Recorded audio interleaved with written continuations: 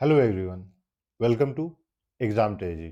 तो आज की इस वीडियो में हम लोग बात करने वाले हैं सीयूईटी पीजी 2024 के बारे में, क्योंकि बहुत सारे लोगों का ये कॉल आ रहा है कि सर मेरा एग्ज़ाम अभी होने वाला है, या मेरा रिजल्ट अगर पेंडिंग होता है तो क्या मुझे एडमिशन मिलेगा, कौन सी यूनिवर्सिटी में मिलेगा, कौन कौन सी यूनिवर्सिटी के लिए हम अप्लाई कर सकते हैं, कितने सब्जेक्ट्स में हम अप्लाई कर सकते हैं। तो इन सभी के बारे में हम लोग जो है इस वीडियो में डिटेल में बातें करेंगे।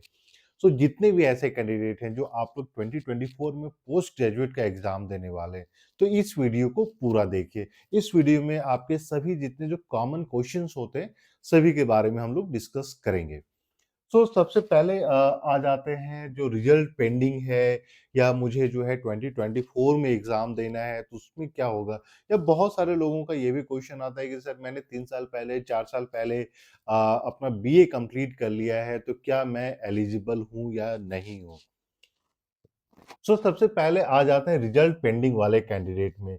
जो बहुत सारे लोगों का ये क्वेश्चन होता है कि सर अगर मेरा रिजल्ट पेंडिंग होता है, फॉर एग्जांपल जब अगर हम लोग बात करते हैं कि कब आपका एग्जाम कंप्लीट हो जाएगा, एडमिशन प्रोसेस की अगर हम लोग बात करते हैं, तो एडमिशन प्रोसेस के अनुसार से रफली मान के चलिए कि आपका जो है मार्च में एग्जाम होना है तो जून तक में जो आपका स्कोर की आ जाएगा, और एडमिशन प्रोसेस जो है ये आपका मान के चलिए कि जुलाई में या फिर अगस्त में कंप्लीट हो जाएगा।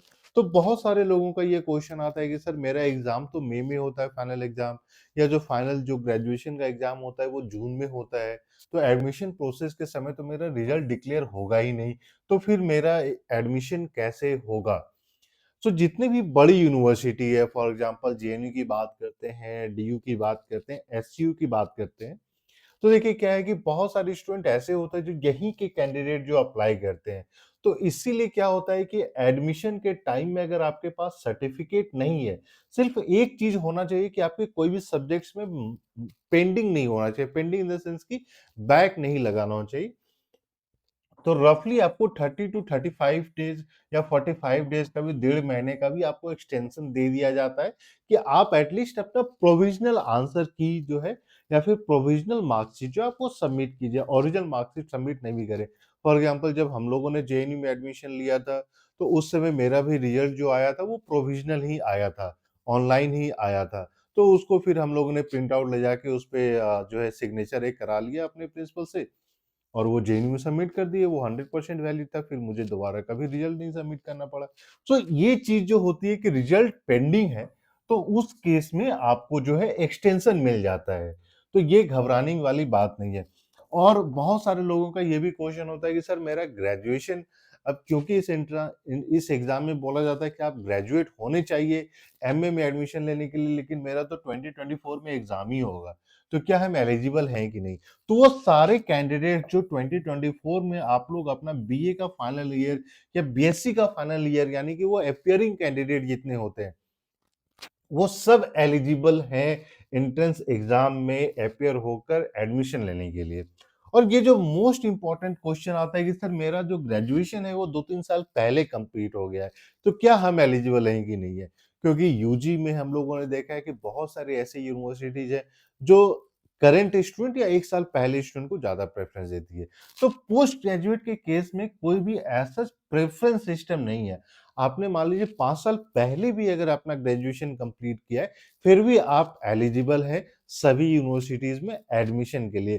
कोई भी यूनिवर्सिटी ऐसी नहीं है जो मान लीजिए अपियरिंग कैंडिडेट में, या जिन्होंने 5 साल पहले अपना ग्रेजुएशन कंप्लीट कर लिया है, उसमें कोई डिफरेंशिएशन करती है। तो आप 100% एलिजिबल है, आप 20 साल पहले क्यों ना ग्रेजुएशन कंप्लीट किए हो। शायद एलिजिबिलिटी को लेकर अब बहुत सारे लोगों का जो एजुकेशनल एलिजिबिलिटी होती है, तो वो एक बार जो है आपको कॉलेज वाइज और कोर्स वाइज देखना पड़ेगा, क्योंकि एजुकेशनल एलिजिबिलिटी में अलग अलग यूनिवर्सिटीज के अपने अपने क्राइटेरियाज होते हैं। तो उसको जो जो इम्पोर्टेंट सब्जेक्ट्स हैं और जो बड़े बड़े यूनिवर्सिटीज है, उसको हम लोग सेपरेटली कवर अप करेंगे। नेक्स्ट आ जाता है जो बहुत सारे लोगों का क्वेश्चन होता है कि सर हम कितने सब्जेक्ट में एग्जाम दे सकते हैं। जो सीयूईटी का एग्जाम होता है वो हम लोग कितने सब्जेक्ट में दे सकते हैं। सीयूईटी के अनुसार से आप मैक्सिमम 3 डोमेन सब्जेक्ट्स में एग्जाम दे सकते हैं। फॉर एग्जांपल अगर आप सारे सोशल साइंसेस में देना चाहते हैं, तो history, geography, economics, sociology, political science, इन सभी में आप किसी भी 3 सब्जेक्ट में, इंग्लिश या फिर आप साइंस के कैंडिडेट हैं, चाहते हैं कि सोशल साइंसेज के एक सब्जेक्ट के साथ-साथ मुझे फिजिक्स में भी देना है, तो आप मैक्सिमम जो है, मैक्सिमम आप 3 सब्जेक्ट में एग्ज़ाम दे सकते हैं और मिनिमम आप 1 सब्जेक्ट में भी आप एग्ज़ाम दे सकते हैं। तो ज़रूरी नहीं है कि आपको 3 सब्जेक्ट में एग्ज़ाम देना ही है, आप 1 सब्जेक्ट में भी एग्ज़ाम दे सकते हैं। लेकिन आप एक से ज्यादा सब्जेक्ट में एग्जाम देना चाहते हैं तो आपको जो है 3 सब्जेक्ट्स के ऑप्शंस मिलते हैं कि आप मैक्स टू मैक्स 3 सब्जेक्ट में एग्जाम दे सकते हैं। नेक्स्ट क्वेश्चन आ जाता है कि बहुत सारे लोगों का ये क्वेश्चन आता है कि सर मेरा जो है प्रिपरेशन हिंदी में मैंने किया है, ग्रेजुएशन हिंदी में किया है, तो क्या मुझे एग्जाम भी हिंदी में देना पड़ेगा या फिर क्या इंग्लिश में भी दे सकते हैं या इंग्लिश में ही देना पड़ेगा? तो देखिए, जो पार्ट ए है ना, पार्ट ए जो जनरल होता है जहां पे आपके 25 क्वेश्चंस पूछे जाते हैं, इस पार्ट के लिए आपको जो है ऑप्शंस मिल जाता है कि आप पार्ट ए का जो पेपर है आप वो हिंदी में देना चाहते हैं या इंग्लिश में देना चाहते हैं।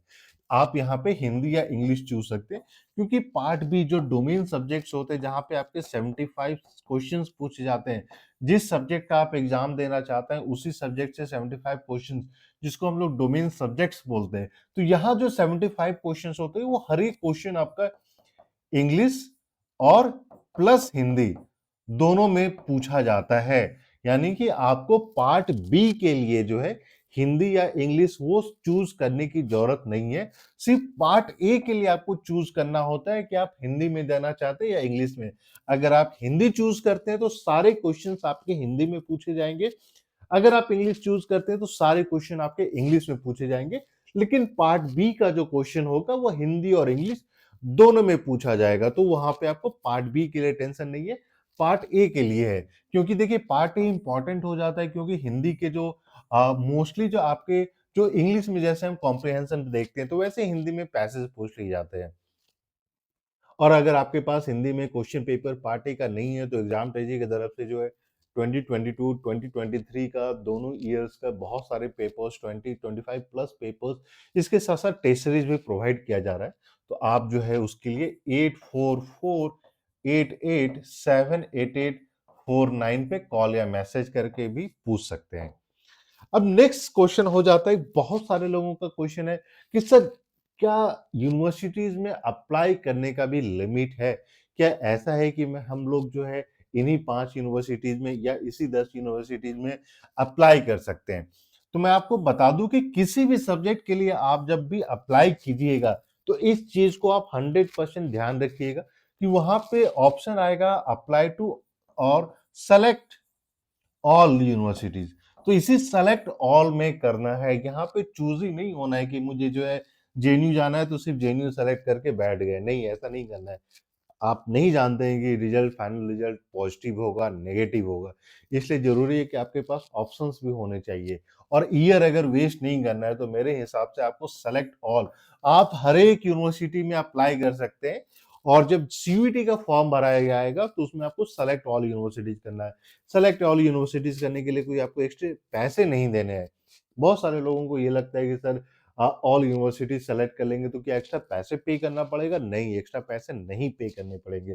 आपको जो सेलेक्ट ऑल यूनिवर्सिटीज, आप एक सब्जेक्ट के लिए अप्लाई करें या फिर 3 सब्जेक्ट के लिए अप्लाई करें, हर एक सब्जेक्ट के लिए आपको जो है सेलेक्ट ऑल यूनिवर्सिटीज करना है, सो दैट कि आप जितने यूनिवर्सिटीज जो सीयूईटी के अंदर है सभी यूनिवर्सिटीज में आपका जो है एप्लीकेशन चला जाए। क्योंकि जब आप आगे चलकर जब इंडिविजुअल यूनिवर्सिटीज का पोर्टल ओपन होता है, इंडिविजुअल यूनिवर्सिटीज में जब फॉर्म आप अप्लाई कर सकते हैं, तो वहां पे ये जरूरी है कि वो यूनिवर्सिटीज आपने सीयूईटी के अंदर सेलेक्ट किया है या नहीं किया। अगर नहीं किया तो वहां पे फिर आपको एडमिशन नहीं दिया जाएगा। तो फाइनली अब आ जाते हैं एग्जाम ट्रेजरी पे। तो एग्जाम ट्रेजरी जो है सारे यूनिवर्सिटीज के पास पेपर्स, अलग अलग सब्जेक्ट्स के पास पेपर्स, क्योंकि ऑब्जेक्टिव टाइप एग्जाम है, आप जितने ज़्यादा से ज़्यादा क्वेश्चन सॉल्व करते हैं उतना ही आपका टॉपिक क्लियर होता है, उतना ही आपका प्रैक्टिस होता है। तो एग्जाम ट्रेजरी जो है सारी यूनिवर्सिटीज के पास्ट पेपर्स प्लस सीयूईटी के 2022 2023 इनके भी पास्ट पेपर्स प्रोवाइड कर रही है। इसके साथ साथ बहुत सारे जो सेलेक्टेड सब्जेक्ट्स हैं, हिस्ट्री है, ज्योग्राफी है, पॉलिटिकल साइंस, इकोनॉमिक्स, सोशियोलॉजी, इन सब के टेस्ट सीरीज भी प्रोवाइड कर रही है। टेस्ट सीरीज के साथ साथ क्वेश्चन बैंक, स्टडी मटेरियल, ये सब भी प्रोवाइड किया जा रहा है। और इसके साथ-साथ जो है पार्ट ए के आपको सेपरेटली जो है question bank, test series, previous papers, mock papers सब कुछ प्रोवाइड किया जा रहा है। तो उसके लिए आपको कॉल या मैसेज करना होगा नंबर 8448878849।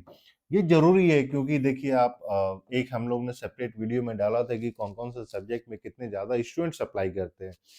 और अगर आप अप्लाई कर रहे हैं तो ये ज़रूरी है कि आप 100% प्रिपरेशन के साथ अप्लाई कीजिए। ये करियर के साथ आप उस स्टेज में नहीं है कि बैठ के देखना चाहते हैं कि एग्ज़ाम कितना डिफ़िकल्ट होता है। तो इस चीज़ को हमेशा याद रखिएगा कि ऑब्जेक्टिव टाइप एंट्रेंस एग्ज़ाम में जितना ज़्यादा से ज़्यादा क्वेश्चन आप सॉल्व करते हैं, इर्रिस्पेक्टिव ऑफ कौन सी यूनिवर्सिटीज़ का ऑब्जेक्टिव टाइप होना चाहिए, लग जाइए सॉल्व करने में। एग्ज़ाम टेजी की तरफ से ये सारी चीज़ें आपको प्रोवाइड की जाती है। और अभी तक आपने चैनल को सब्सक्राइब नहीं किया है तो प्लीज़ सब्सक्राइब कर लें और नोटिफिकेशन बेल भी दबा लें जितने सो दैट जितने भी इंपॉर्टेंट अपडेट्स होते हैं वो सारा आपको मिलता रहे। और वीडियो पसंद आए तो प्लीज़ लाइक भी कर लें और दोस्तों के साथ भी शेयर करें, अपने क्लासमेट्स के साथ शेयर करें सो दैट सभी को हमारे जो भी इंफॉर्मेशन हम लोग प्रोवाइड करते हैं सभी को इसका फ़ायदा मिल सके। So thank you and we wish you all the very best.